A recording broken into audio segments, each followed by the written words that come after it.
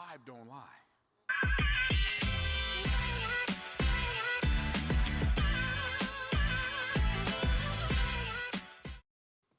What is the recipe for a successful live event? Um, wow. Not usually at a loss for words. Have lots of people show up. No, I guess that's not what you're looking for. I think a couple of things. First of all, if you're going to have a successful live event, or if you're going to have a successful event of any kind, live, virtual, or whatever, people have to know that you can help them. I mean, like, a lot of people don't think of sales as service, but sales is one of the ways you can serve people at the highest possible level. And one of the philosophies that I do my best to operate from is love the people that you serve and sell to so much that you never sell them anything that would not do them good. And you never sell them anything that would do them harm. And so when you understand that people can lie with their words, but energy always tells the truth. Like, energy doesn't know how to lie. And so like, a person can tell a lie to another person's ears, right? But the vibe don't lie. And so people can tell when you have their best interest in mind, or whether you are using them because you have your best interest in mind. And so Frank Kern often says, prove to people that you can help them by actually helping them. Yeah. One of the reasons I believe that Macy and Kat have been able to transform so many women's lives is because they actually know what works, and they not only do they know how to do it, they know how to teach it, right? So if you're going to have a successful live event, you have to have a real transformation for a large group of people that you know for a fact you can guide them into if they only have two qualities. One is they're coachable, two is they make themselves available. And so if you'll do that, having a successful live event is just, you know, a lot of times people think of a successful live event, you have a lot of people and you make a lot of money. I've had some successful live events that I've had a handful of people. I've had events where we've had less than 20 people and did over $100,000 in sales because we served people at that level, at a high enough level to offer that level of transformation. And so I think just knowing that you have something that's good for people and then being able to communicate how good it is going to be for them with your words and your energy make all the difference in the world. So hopefully that's helpful-ish. This person specifically also asked, should it be 2 days or 3 days? Say it again? Should it be 2 days or 3 days? There is no should. It could be 2 days, it could be 3 days, it could be 1 day, it could be 5 days. It's like, what's the objective? The only way to know how long the event should be is to know what the objective is. And when I say what the objective is, what is the objective for the people who are attending? What's your objective for the people who are attending your event? That's question number one. How closely does it match their agenda or their objective for being there? Because that's going to really determine a lot. And then, if you serve them at the highest level, what's your objective like for the outcome of you serving the right people, the thing that they desire to be served in that space? And if I do this at a high level, what's the objective? And so you have to know what the objectives are. Like, what should I do is going to always be determined by what is the objective. And so when you know the objective for your people and you know the objective for you, then you just backwards engineer it. Here's what you don't want. You don't want your event to last any longer than it can be good, right? Like, once you get past the point where the event is good, now the event is too long. And by good, I mean a great experience for the people attending, right, as well as producing the outcome you desire. So good. So this whole table collaborated on these questions, and I'm going to try to sum it up. They were really interested to know, what are the traits that not only did you teach your children, would you advise them to teach their children, and what are the traits that you look for in a sales girl that, you know, when you see this woman, you're like, they're going to be successful if they have these. Are all these questions for me, or y'all answering questions too? That one was for you. Yeah. Oh, that one's for me? Right? Okay. And I would say Oh, yeah. Okay. all these questions are for Myron, but Kat and Macy, if you have answers, everybody wants to hear from you. So Well, I can say something about how you coached us on our length of our event. Sure. Would that be helpful? Yeah, I think that'd be helpful. So when we went to our VIP day in January or whatever, we were like, okay, Myron, this is how our event's going to go, and this is the run of show and everything. And he's like, no. Oh, no, wait, no, it was even better than this. Okay, so we tell him, and the next day he's like, the more I think about your event, the more I hate it. And I was like, you said that. you don't remember? I am so glad that we're close enough that I can just be brutally honest. I said that? Well, it was so good, though, because if you were like, well, I mean, you could, it's like, then we probably would have just stuck with it, but your conviction and just clarity and certainty around it. I can't remember what it was going to be. Let's just say that this was way better. This was way better. And it was going to be 2 days. If anyone remembers, like, if you were in Sales Mastery Boot Camp, you got the email, it was 2 days. I'm like, hey, it's going to be a third. And that was because we got coached. It's like, hey, they might need a little bit more time to settle into, like, if they made a purchase on day 2. Like, let's settle in and, like, have some confirmation and you know, let them hear another message, you know, about their identity and things like that. So tomorrow will be a half day, and it's going to be incredible. And we get to have you. So Cool. that's great. Wow. I told you I hate it. Not hate it, Wow. the more I think about it, the more I hate it. I literally, That sounds like something I would say. I just don't remember saying that. I knew. So gonna say he loved here's it. what's interesting about that. I have this belief. First, like one of my favorite people to listen to in a debate or an interview is Jordan Peterson.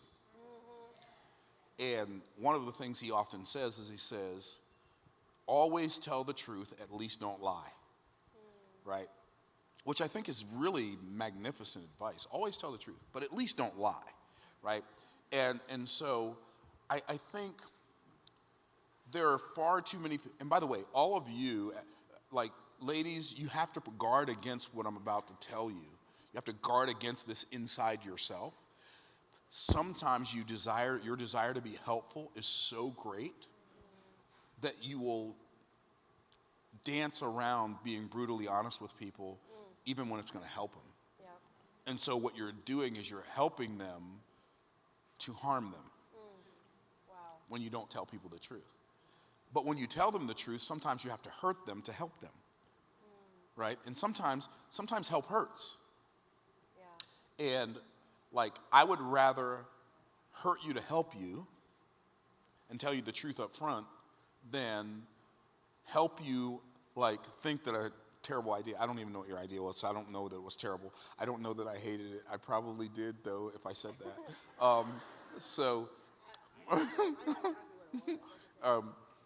But I'm not going to help you. I'm not going to encourage you to do something that my experience tells me is a terrible idea.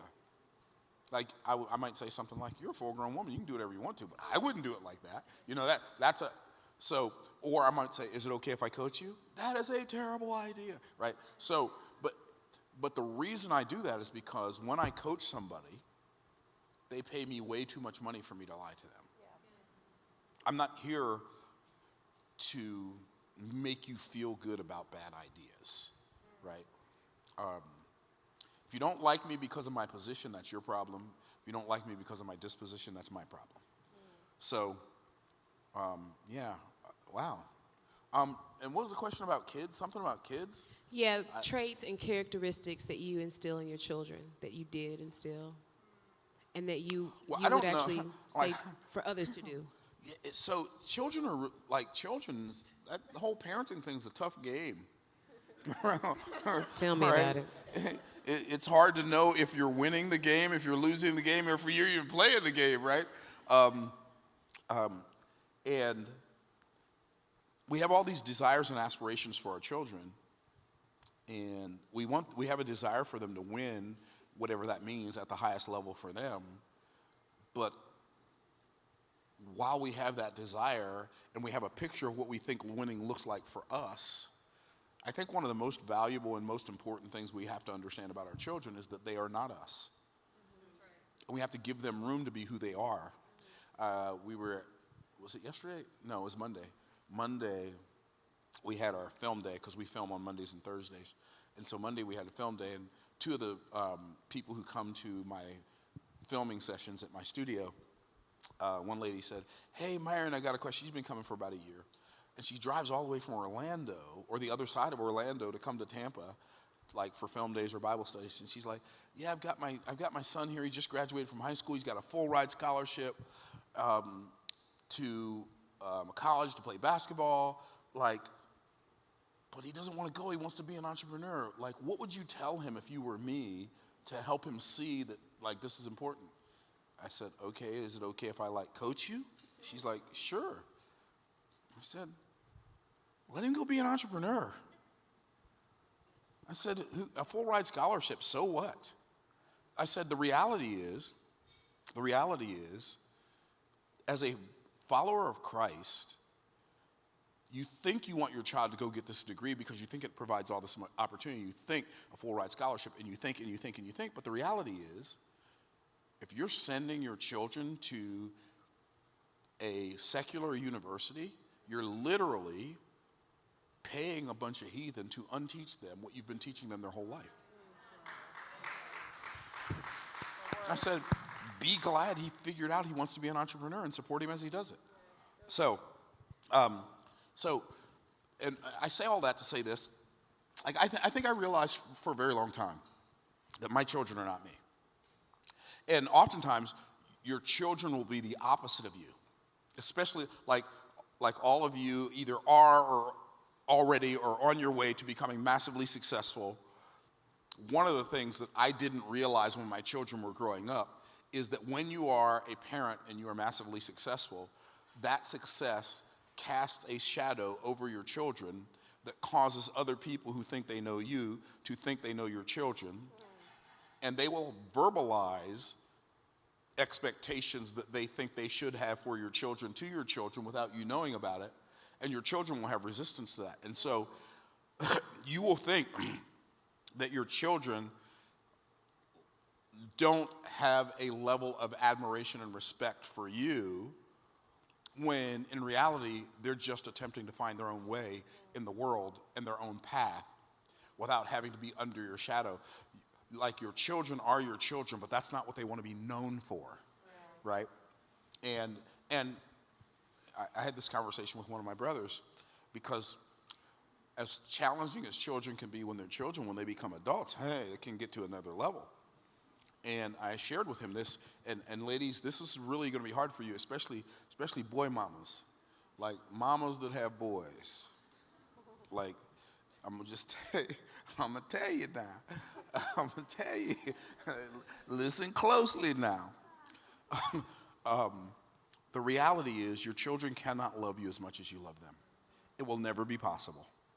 It will never happen until and unless, as you get older, your life begins to deteriorate in front of them and they decide that they're going to demonstrate a level of love for you and start taking care of you. Then maybe, if that happens over a long enough period of time, they will be able to love you as much as you love them. But unless that happens, it's not possible, because giving creates love. Receiving does not create love. Receiving creates entitlement. And so just understand that, like, I do all this stuff for my kids and they don't even appreciate it. It's not that they don't appreciate it. They appreciate it as much as they can. But because it's their normal, they expect it. And because they expect it, they feel entitled to it. And that's not, it doesn't make them bad people. It just makes them people. Right? And so, but as far as instilling things in your children, I'll give you what I believe are the 4 levels of parenting, since we have different age mothers here. How many of y'all have children? Man, y'all repopulating the world just in this room. Yeah, okay. With Salesgirls, exactly. So there are 4 levels of parenting for 4 levels of child development. When children are born, they are undisciplined or out of control. The first phase of parenting is from 0 to 4 years old, and it's the training phase. And the purpose of training is to prepare children to respond appropriately to authority. The only appropriate response to authority from a child that is 0 to 4 years old is complete and immediate obedience. Not because you explain to them why, not because they understand all the reasons, but just because you said so. But once they turn 5, you have to take your "because I said so" card and throw it in the trash. It is no longer applicable. So now, 5, 6, 7, and 8, the next 4 years, I wish I had time to go into more foundational reasons why I believe all of this stuff, but I don't. So 5, 6, 7, 8 is your teaching years. I believe this is one of the hardest phases for parenting because you're always answering the question why. Yeah. So when they're 0 through 4, you're giving them the rules. When they're 5, 6, 7, and 8, you're giving them the reasons behind the rules. Yeah. And the reason you're teaching your children, which is very different than training them, training is for a response to authority, but teaching is to teach them to reason properly with truth. Yeah. So you're teaching your children to start reasoning 5, 6, 7, and 8. And then 9, 10, 11, and 12 are your transition years. During the transition years, you are actually doing things with them where at the beginning, like maybe when they're 9, you're doing most of it, but they're watching you. And by the time they turn 10, they're doing most of it, but you're watching them. By the time they turn 11, they're doing most of it, and you're just looking in on them every now and then. And when I say doing most of it, I'm going to tell you what it is in a minute. I'm talking about, what are we having for dinner? And they say, well, I'd like to have this for dinner. Great. Let's go to the store. What do we need to buy? And you ask them the questions and let them give you the answers. And if they don't know all the answers, then you start giving them the rest of the answer. Okay, we also need to add this. We also need to add this. We also need to add this. And so they go shopping with you. And then when it comes time to pay, you let them pay. And then you teach them how to pay. You teach them things like, why is it a good idea to pay for my groceries with a credit card instead of with a debit card? I know that sounds like, that doesn't make any sense, but it really does. Because you don't get points on a debit card. See, credit cards pay me to use my credit card. I have 3 million American Express points on my American Express card. Like, that's $30,000 worth of stuff I can buy for free because I use my American Express card that I wouldn't be able to buy if I had spent that same money on a debit card or written a check for it. Okay? Anyway, so you let them pay.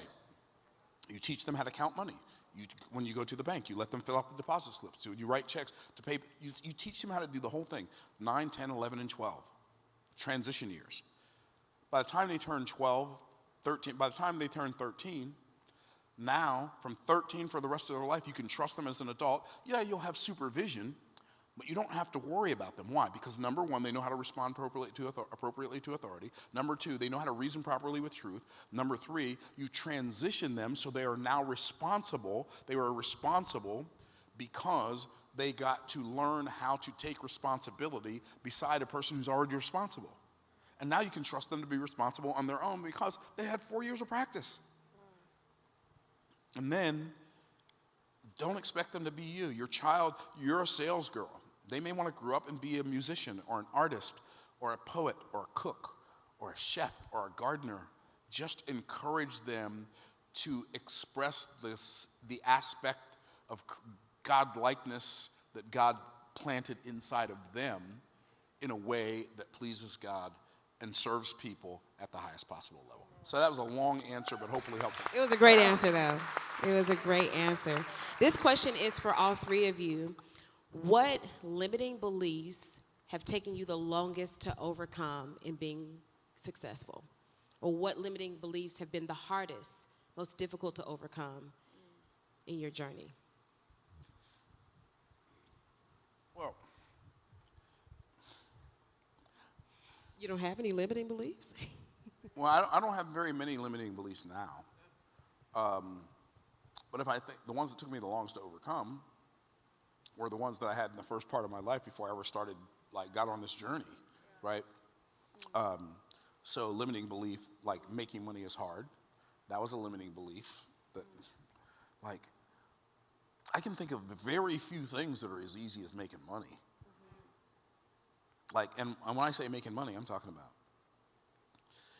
relatively significant money, 10, 20, $30,000 a day on average. And so it's interesting because when I'm having conversations with people, like, my brain will not allow me to think that, making $1 million in a day is a big deal. I mean, it is a big deal, but it won't let me think that it's hard. My brain won't let me think that it's hard.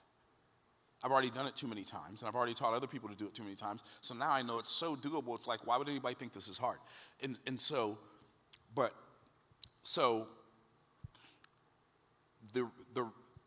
If I could, I guess the best way for me to tell you the limiting belief is to tell you the belief that I replaced it with. So I'm going to do that. My first major belief shifting, life transformation in the arena of money belief was this: it's easier to make a lot of money in a short period of time than it is to make a little money in a long period of time. People hear me say that. I know they get tired of hearing it, but it doesn't matter what number you put in the little bit column or the lot column. I know it's easier to make $100,000 a month than it is to make $100,000 a day, and it's easier to make $100,000 a week than it is to make $100,000 a month, and it's easier to make $100,000 a day than it is to make $100,000 a week, and it's easier to make $100,000 an hour than it is to make $100,000 a day. It's easier to make $100,000 in 15 minutes than it is to make $100,000. Like, it doesn't matter what time frame or money you put in there. And this is a different way of thinking for most people, or at least for many people. And so, like, for me to think about, like, once we launch our software company and then building it up over a 2 or 3 year time period to where it's bringing in $60 million a year and then selling it for somewhere between $600 million and $1.2 billion, that doesn't even seem like a big deal. This is not hard. This is just, you just have to go through the process and let the process do what only the process can do. And so I think that's the first limiting belief, that, like, it's easier to make a lot of money in a short period of time than it is to make a little money over a long period of time. I think that's the biggest one. And if you just extrapolate that out to whatever number makes you smile, then what you'll do is you'll stop looking at and stop looking for all the hard ways to make a little bit of money, and you'll only look at and you'll only look for the easier ways to make a lot. And it just makes your life better, because what it does is it saves you time, and now you can use that new time to invest into the people that you love and the causes that you care about. So I'm going to stop there. Before y'all share, go ahead. Sorry.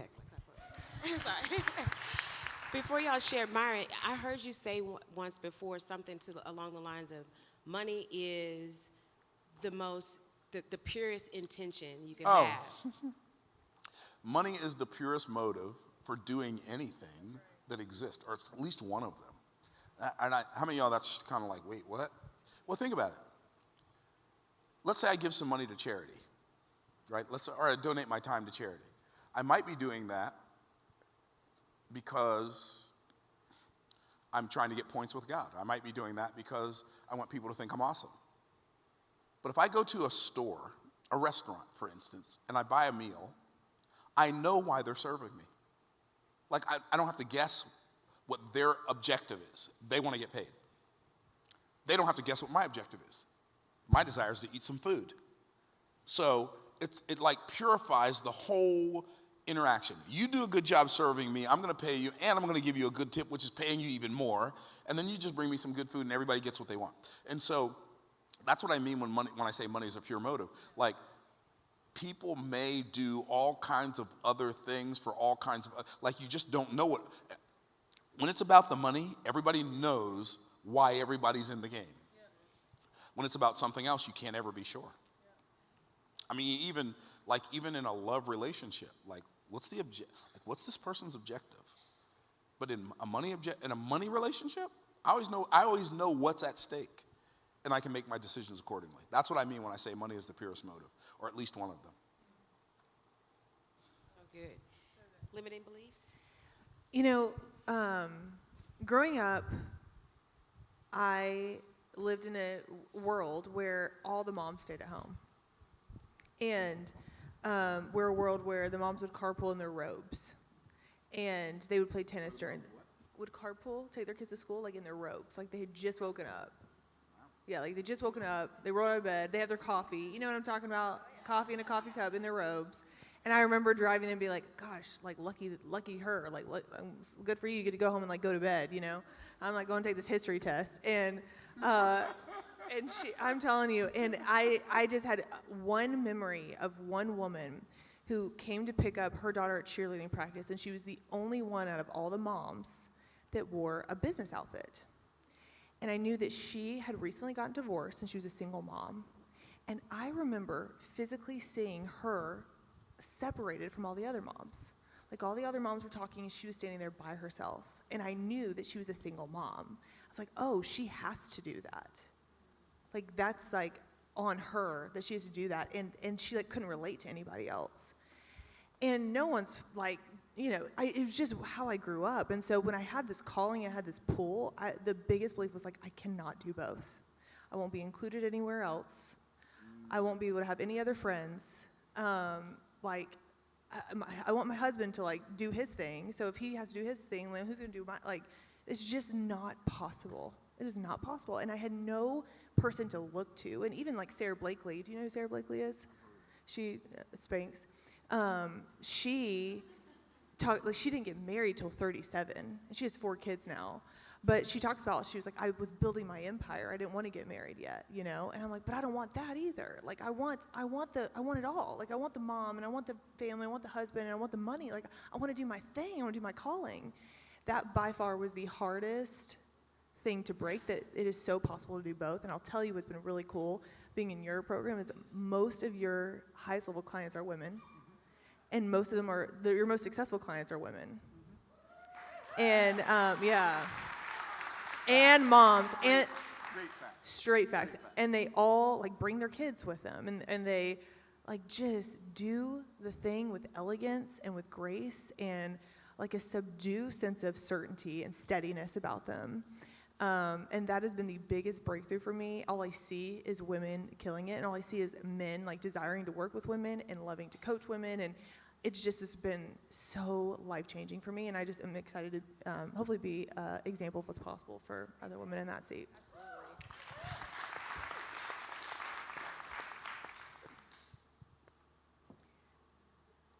So what limiting belief took the longest to break? I don't know for sure that this is the one, but the one that rings the deepest is that people care to hear from me. People what? Care to hear from me. Oh. That they want to hear what I have to say. That I had something important. Like Macy has talked about how when we first started and we were only selling organically, we were totally separate at this point, but Instagram stories were like 15 seconds and you had your shot and you just did it every day and whatever. I mean, that was so hard to be consistent with because I was like, what do I have to say? But I knew I had something in my heart because people had told me, like, wow, when you speak up in Bible study or when you speak up, it's so encouraging. It's like so spirit-filled or whatever the case. So I kind of knew that. But publicly, it was like, what do I have to say that people really want to stop and listen to? That's just been something that's really been uncovered over time. And one time, and this is why encouragement is so important. We were on a team call in our someone who helped us with our emails.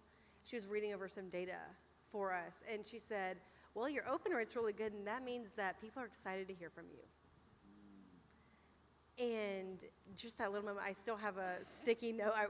With Maisie as my witness, I wrote it down in Sharpie on a lime green sticky note, and it still sits at my computer. People are excited to hear from me. And so when I write a webinar, when I get on Instagram, when I make anything, I'm just like, they're excited. And when you write with expectancy and you anticipate a good result from it, you write with a totally different energy. You write with a spirit that's like, hey, they're excited because their life's about to be different. Not because I'm there, but because their life's about to be better. And that's been a really fun one to watch melt away. So good. Okay, I think this next question is a really, really good one, and I'm going to try to give it a little bit of framework. Macy talked about when they got into Myron Space in October, and she showed a calendar and just talked about the whole trajectory. Oh, yeah. I was there. I was there at that event. I met them at that event, and I was emceeing that event, and I thought to myself, who are these women? I mean, I was truly amazed by how quickly you all were doing things. Like from October to February, that's what made me join boot camp. I was like, I need to be doing something that they doing something right. And so I became a believer by seeing their action. Even while I was already around people doing like crazy stuff, I was like, what? There are people that were already in that space that weren't doing what they were doing, and I was like, this is crazy. I got to be a part of it. And so it's like when you see your trainer like getting more fit, you're like, what are you doing? And this table said, we are guide culture OGs, and we felt the difference when Myron started coaching Kat and Macy. So we want to know what that process was like from both ends. Ooh, what table was it, and what did It's you right here. feel? We were talking about how we have been in sales and academy, and the difference in how it felt in the room when we showed up to the academy. We were like, we can't believe we could just show up and get coached by one of y'all. Like, wild. Oh, sorry, girls. That was helpful to hear. So yeah, just repeat it, Flo.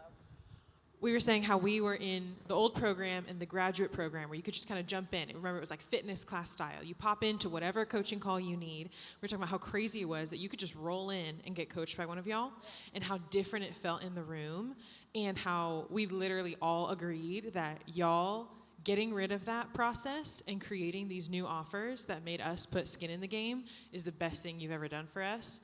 So we wanted to hear what you saw in them, and like when they told you what their business was, what you heard and what you said, and then for y'all, like a little bit more of that initial experience. Thank you, Flo. That's a great question. Yeah. Okay. So we do a challenge almost every month, and so there are always new people in there, and so Kat's sitting there, and she tells me about her business model. Yeah, we got this thing, Salesgirls, and I don't remember all she said. And I said, okay, so what do you do? Like, what's your offer? And she said, well, we open up this, I forgot what it was called. Cohort. Once a quarter. And we have this offer that's $4,000. And what do you teach? Well, we teach these women how to close sales, like high-ticket sales, blah, blah, blah. Do you have any success stories? And she starts saying, well, this one had this success, this one had. I said, you sell it for how much again? $4,000. And then she told me some more stuff that she was doing. And I was really confused. I was confused because the price was so low.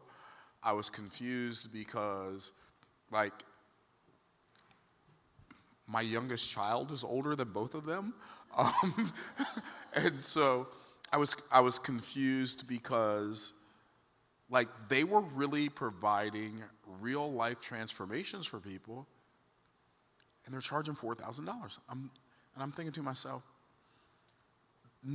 like, the math nor the logic of that works for me. Like, neither one of them. And so here's the reality.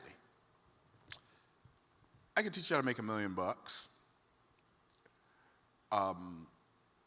And you could pay me like whatever I would charge. Let's say $100,000. But you say, hey, Myron, can you teach me how to make $1 million? I'm only going to pay you $4,000. My answer would be a hard no. No. I'm not going to teach you how to make $1 million for $4,000 because the math doesn't work. You say, what do you mean the math doesn't work? That's not equitable. And so I was dumbfounded. And then I was, so how much do you do when you open up this cohort? I don't remember what you said. 100 4 times a year. 100,000 for 100 people. 100 people 4 times a year. So you're doing like 400,000 a quarter. I'm thinking, you're doing 400,000 a quarter with that offer? Oh, you about to get rich. That's what I thought. That's what you said too. Oh, did I say it? I said, oh, you about to get rich. I'm gonna give you a raise. Yeah, exactly. I said, so I'm going to say something to you that I've never said to anybody ever. And what challenge was it? Do you remember what number it was? 31. Like 31. 31. XXI. It was like you do a Challenge number 31. And you were 31 years old. Challenge number 31. Oh, wow. Wow. God loves me. Yeah. Okay. So challenge number 31. And she tells me all these numbers, and I think, like, everything is brilliant except the price and the offer. Like, the results are brilliant, the sales girls are brilliant, the price and the offer, just complete nonsense. And I'm like, no, this is not acceptable. I said, so here's what we're going to do. I'm going to say something you have never said to anybody. I have an offer called a VIP day. It's $350,000, and I know it's going to sound self-serving for me to say this. I get it. And if you think it's self-serving, you can just totally ignore me. But I'm going to tell you something. You do this offer, it will change your life. And I think I said something about $4 million. Yeah, like if you take me up on this offer, in the next year you'll make somewhere between $4 and $9 million. Which I know I couldn't say that to everybody. But just based on what she had already told me, I knew I could say it to them. I knew I could say it to her, right? Like, so you don't have to do it. You can do whatever you want to. There's no pressure here. I'm not trying to talk you into it. I'm just telling you, like, I can fix your offer so fast it'll make your head spin. And so it's $350,000. And so that's what, because, and you say, well, I know. So here's what I'm going to tell y'all. I ain't seen you say it like that, Myron. What you going to say? So here's the thing. Here's the thing. I know Kat and Macy have this offer that they made today, and I know all of you already took advantage of it, but if you didn't, here's what I would say. Take advantage of it before they realize how good they actually are and start charging accordingly, because if you don't, one of these days you will kick yourself. We don't want that to get out until tomorrow. So I'm keeping it real.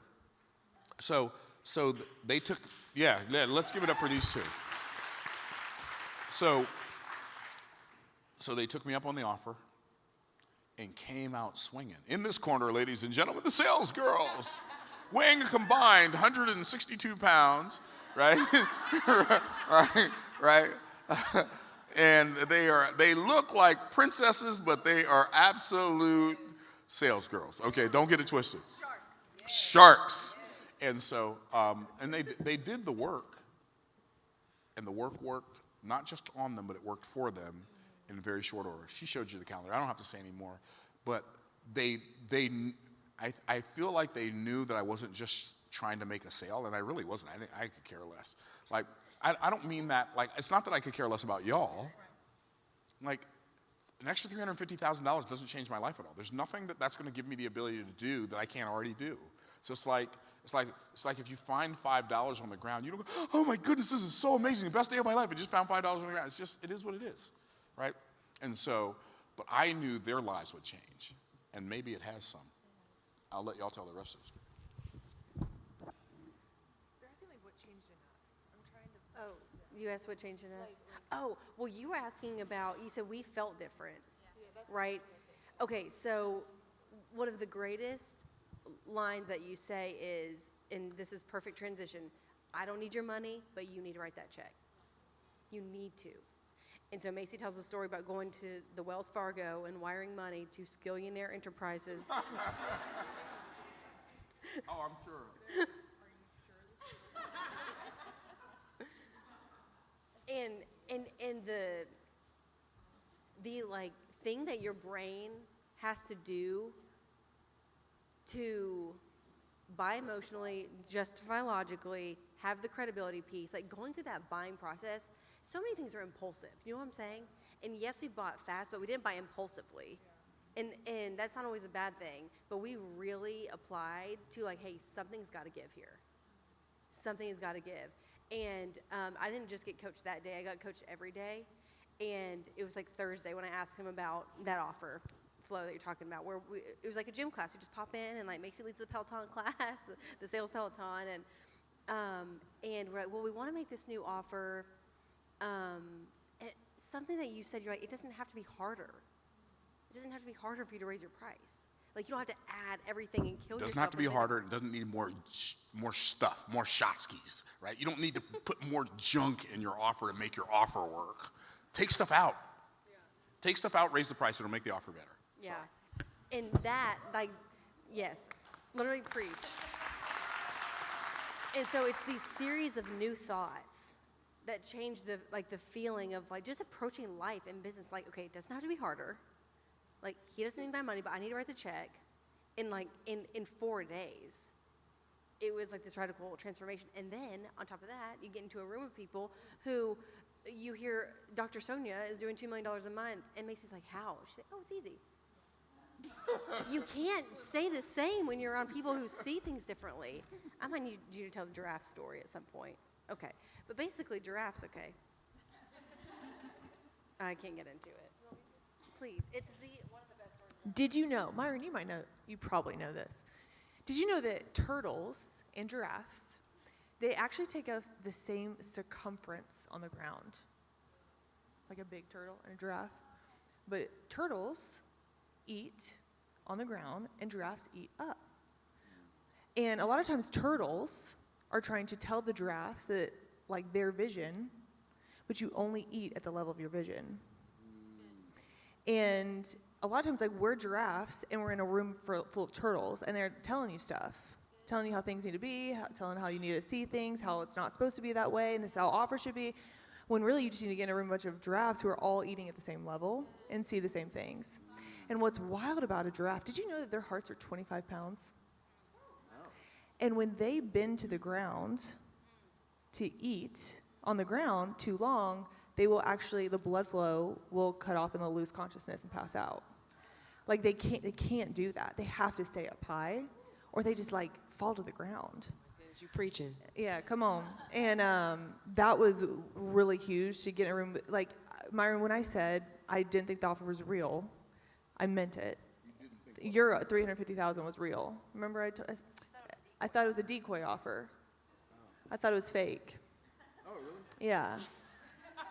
I thought you had that there so that people would buy your other offer.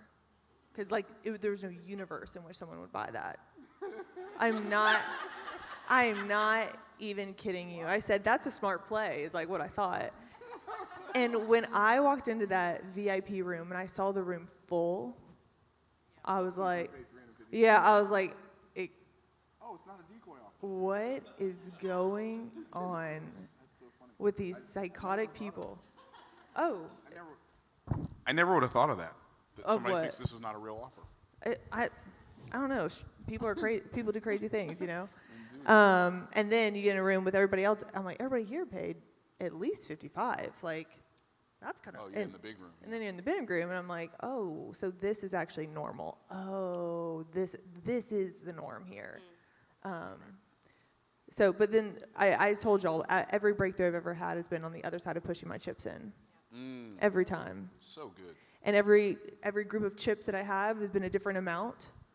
But I remember the first $8,000, that was my chips, and it changed my life. Changed my life to push those chips in my first time. Did you tell them that within, 3 months of buying the $350,000 offer that you upgraded to the $1 million offer? Yeah, and what's crazy is that felt free. That's funny. So the $1 million It was so easy to do $1 million. The $1 million offer was way easier. Way easier. I was like, oh yeah, no question. Yeah. Why? Why? Well, it's salesgirl math. Do you know salesgirl math? I don't know if I do or not, but I'm about to learn it. So salesgirl math is when you know do I need to get my paper out? Salesgirl math is when you pay for something and you know that you just need to make an offer. You just need to make sales to pay for it. To pay for it. And there was this whole like, well, it's really $250 a quarter, and like this is how this goes, and this is how that goes, and so it's really like free. Actually, I think we were throwing around, like, it was pretty cheap. And so we're like talking to the team, and So like, clearly are you okay if you don't get a clearly bonus? I need to Are you okay raise if you my don't get a bonus? price. But Myron, we told them earlier, like, we know that we can sell ourselves out of anything, sell our way through anything. And so that's just a huge like belief to have that it doesn't matter what we buy, we can sell our way through anything. It's no problem. So good. Yeah. So good. Last question. And so we started, Myron, for context, this week talking about how you can't afford not to be a sales girl because it's not a label, it's a calling. And so we touched on the Proverbs 31 woman and how she has a calling to do all of these things that she's doing. She got like 7 jobs. She's definitely an entrepreneur. But someone is asking, can you give even a more biblical perspective of a woman making money and a woman being in business? More than Proverbs 31? Is there one more? There are others, but I don't know. There are Strengthen others. it. Okay. 1 Kings chapter 4, verses 1 through 7. 2 Kings chapter 4, verses 1 through 7. Now there cried a certain woman of the wives of the sons of the prophets unto Elisha, saying, Thy servant my husband is dead. Now notice that thy servant did fear the Lord, And the creditors come to take unto him my 2 sons to be bondmen. And Elisha said unto her, What shall I do for thee? Tell me, what hast thou in the house? And she said, Thine handmaid hath not anything in the house save a pot of oil. He said, Go borrow thee vessels abroad of all thy neighbors, empty vessels borrow not a few. And when thou art come into thine house, thou shalt shut the door upon thee and upon thy sons, and thou shalt pour into those vessels. And I lost it. Let me get. I don't have my phone on me, or do I? No, I got it in my wallet. Yeah. No, I want to read it to you because I don't want to mess it up. It's so good. I thought I remembered the whole thing, and my ear said, "No, you don't." Ha ha ha. So 2 Kings chapter 4, verses 1. Okay, so. And Elisha said unto her, What shall I do for thee? Tell me, what hast thou in the house? Thine handmaid hath not any. And she said, Thine handmaid hath not anything in the house save a pot of oil. Then he said, Go borrow thee vessels abroad of all thy neighbors, even empty vessels borrow not a few. And when thou art come in, thou shalt shut the door upon thee and upon thy sons, and thou shalt pour out into all those vessels, and shalt set aside that which is full. So she went from him, and shut the door upon her and upon her sons, who brought the vessels to her. And she poured out. And it came to pass when the vessels were full that she said unto her son, Bring me yet a vessel. And he said unto her, There's not a vessel more, and the oil stayed. Then, what's that word? Then. Talk to me, everybody. What's the word? Then she came and told the man of God. And he said, Go sell the oil. Go do what? Sell the oil. Do what? Sell the, what are we going to do? Sell the oil, pay thy debt, and live thou and thy children of the rest. There are so many lessons in there. So Elisha was the prophet of Israel. And in those days, if you owed somebody money and you couldn't pay them, they could take you and or your family to be their servants until the year of Jubilee. And so she had already lost her husband. Now she's about to lose her sons.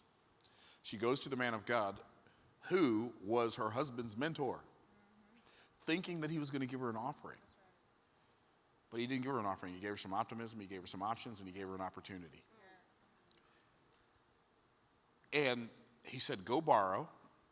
That's really fascinating, isn't it? Because her problem was debt, death, and doubt. But the first thing he said to her was, Go borrow.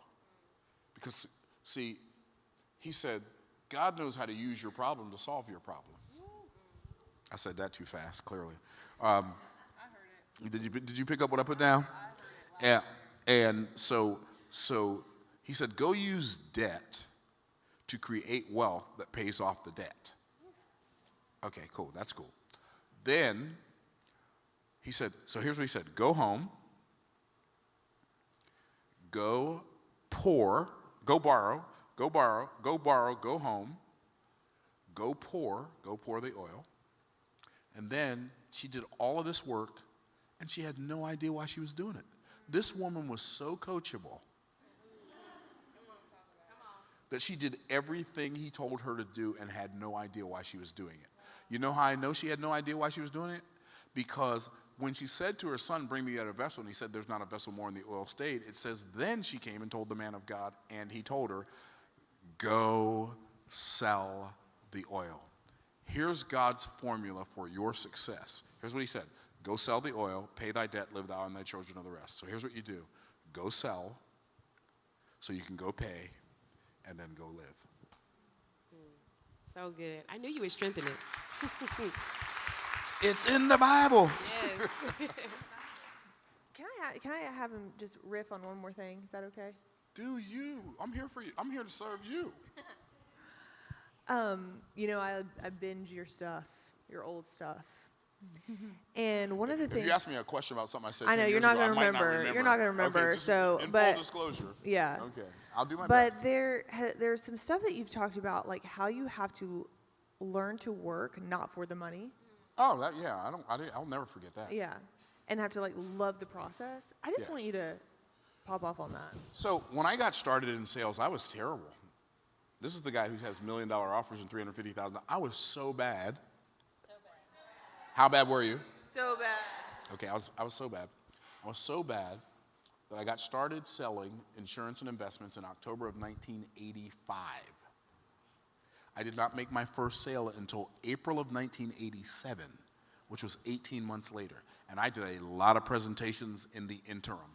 I didn't even know the word interim until that 18 months was over. I didn't even know it was a word, but I experienced the interim. You say, what's the interim? That's that period where you're doing presentations and nobody's buying, right? And so I was terrible. But I learned one of the most valuable lessons of my life during that time. You know what I learned? I learned how to stop working for money. I wasn't working for the money anymore. I was working to learn the skill set. Because I knew once I had the skill set would pay me for the rest of my life. You know, I launched my YouTube channel March 15th, 2007. It proceeded to randomly, every now and then, if I felt like it, create a video or two a year, right? I didn't understand the power of YouTube until 14 years later. I'm at a conference. This guy's talking about YouTube. He's talking about all this money people are making on YouTube. I'm like, what do you mean people are making money on YouTube? What does that even mean? Like, how do you make money on YouTube? Like, I didn't know it was a thing. Is there anybody else who didn't know that, like, YouTube will pay you for posting videos? Did anybody else not know that until, okay, so I was the only person in the world, clearly, who didn't know. Okay, so now you know you're dealing with remedial Myron. Okay, cool. I didn't know. And I'm like, you can make money on YouTube. Okay, so I paid this guy to teach me and my team how do you make money on YouTube, like, and then I decided I'm going to do this. And March 31st, 2022, we had 10,500 subscribers on YouTube. But I decided I am going to do one video per week. I'm going to produce one video per week for 10 years to see if I can get good at this YouTube thing. I'm not doing it to make money. I'm not doing it to get subscribers. I'm not doing it to get fame. I'm not getting it, no, I don't care about any of that stuff. I just want to get good at this. Because this is something that if I get good at it, it will move the needle. I'm not good yet. And I'm not being funny when I say that. I'm not good at YouTube yet. But I'm going to be. Because, and my team is here, they'll tell you, like, I obsess over making the quality of our videos better every time we make a video. We gotta make the thumbnails better. We gotta make the titles better. We gotta make the video content better. We need better lights. We need better, I gotta get better, right? And so I obsess perpetually over getting better at YouTube. And I study YouTube. I study it every day, and I think about how can we make it better? How can we make the content better for the people that we serve? And I think the reason I'm telling you this story is YouTube pays us a fairly decent amount of money, $40,000 to $50,000 a month. That's relatively decent for just making videos I'd make anyway. I never thought of YouTube as an anyway offer.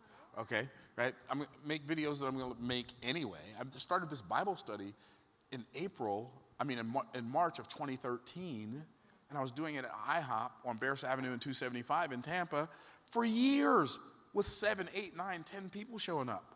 For years. I'm going to do it anyway. Put it on YouTube. Who knew it was going to blow up and turn into this thing that's a thing around the world, right?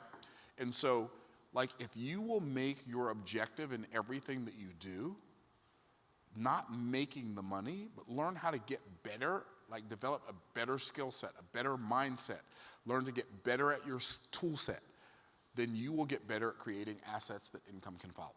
That's the game changer. Like, don't obsess over the money. Learn how to stop working for money and work towards excellence, and the money will take care of itself. So good. I know we could go on to midnight, however. Yeah. Thank you, Myron. Can y'all just like thank him Yes. for coming here? thank y'all. Good, right? Yes. Thank you. you. Wow. Thank you. Thank you. I'm We love you. all honored and stuff. Thank you. Yes, we love you, Coach. Thank you These so two much. right here, my sheroes. Yes. Amazing. All right, we need to all go home and get some sleep so we can do our Yes. Sales Girl thing tomorrow.